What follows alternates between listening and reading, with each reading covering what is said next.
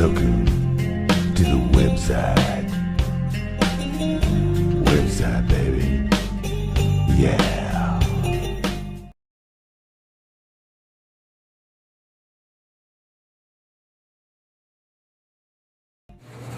So what are you doing now, Kaylani? I'm just dusting off the shoes to get a nice surface. Just giving them a rub.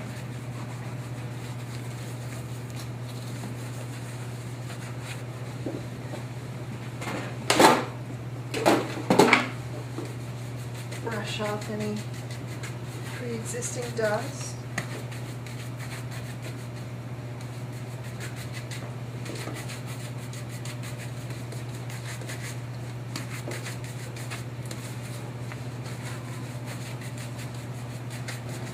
Now we'll take the deer bone. Oh, the deer bone. Now what does that do? The deer bone smooths the surface. The bone is also infused with oils, and so it restores the surface of the shoes with a lot of essential oils. How do you get rid of a scuff if you don't have a bone? Does the bone make it easier, I guess is my real question. There's no real way to get rid of a scuff without using the bone. That actually is smoothing out the surface and restoring some of the oils to the leather. I also find the bone is really nice in the, particularly with shell Cordovan, in the rolls where the fat gets expressed to the surface and it gets The fat, the white stuff that comes up on Cordovan? Yes, when it gets that whitening effect, the bone actually helps to reduce that look as well. I like to use the bone in a circular motion on a flat long side, but also sometimes if you need to, you can use it in a back and forth motion. Dress your edges.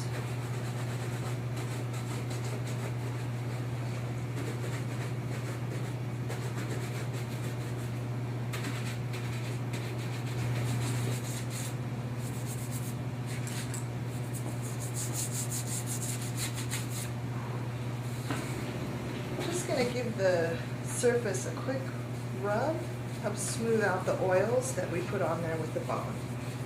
Oh, that's interesting. No, I didn't know to do that.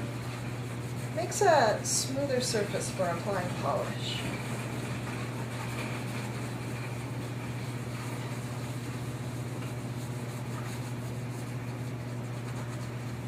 One of the principles of good shine is getting your polish to lay flat. You've talked about that many times with me, and I've never really understood. What do you mean by laying flat? Flat on the surface as in as evenly as possible. Okay, not caked. Exactly.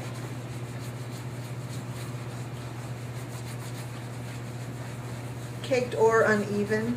Right. And the buff doesn't do that. It helps to have the surface prepared ahead of time. Is that the idea? The buff? Well, the oils on the surface are actually fairly thick from the deer bone. Okay. And so now I'm just sort of rubbing it in to flatten it out a little bit, even it out, and spread it evenly.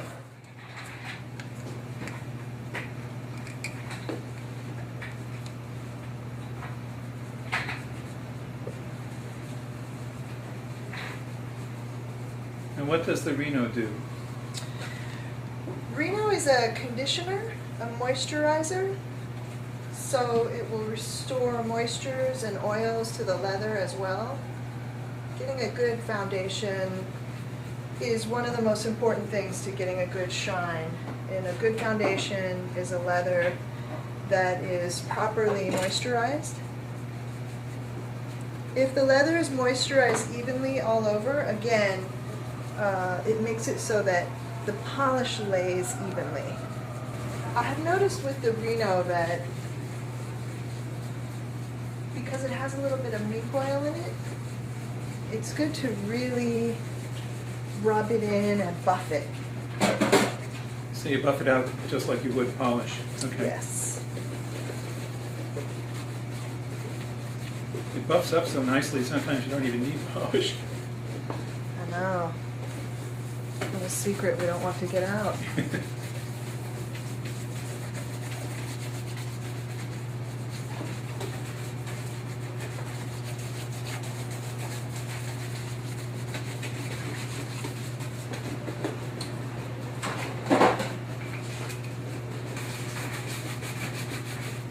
now brushing again. Brushing heats the product up, moves it around. And every step really in the shoe shine is a progression of getting the product to lay flat. Okay. So the brushing heats it up, moves it around, gets it into any little cracks and crevices that you can't get with just the polish rag, and helps it lay flat.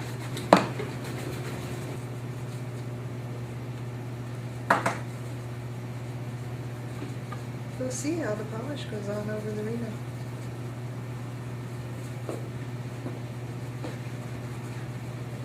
What color are you using there? The Saphir Bordeaux. Bordeaux. Oh. It's the nicest match for Cordovan colors.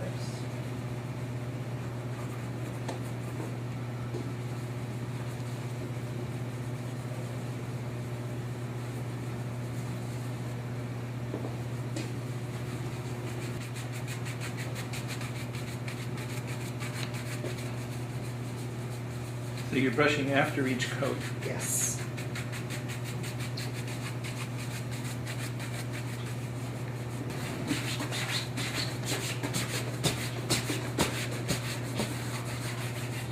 The shine's coming up nicely though. And, you know, not only does polish help protect the shoe, but the necktie silk and the gleam of the shoe shine are the two elements of a man's dress that are supposed to counterbalance the matte of a wool jacket and trousers.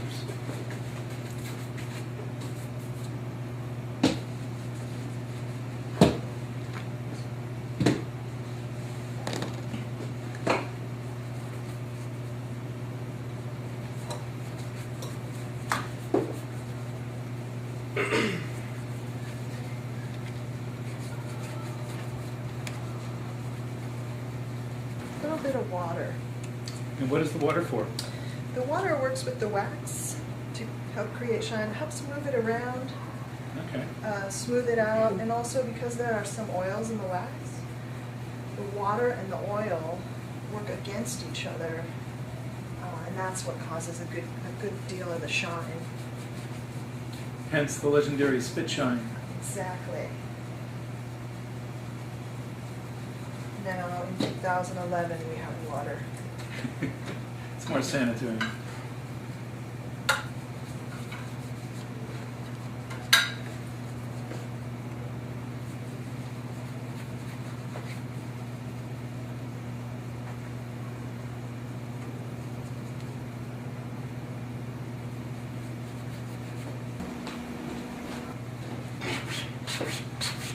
Now we're buffing.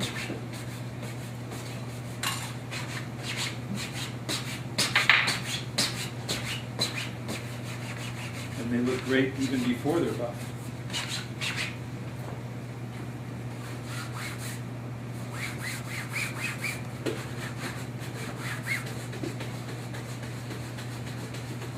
Shell is so hard to get a good shine on. These look spectacular.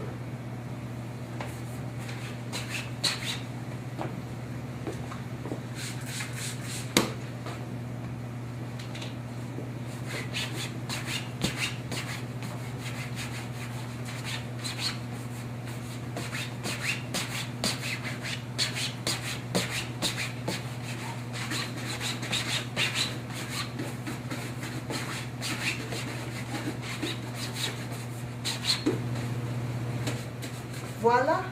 Ladies and gentlemen, Keilani Lara. Yay.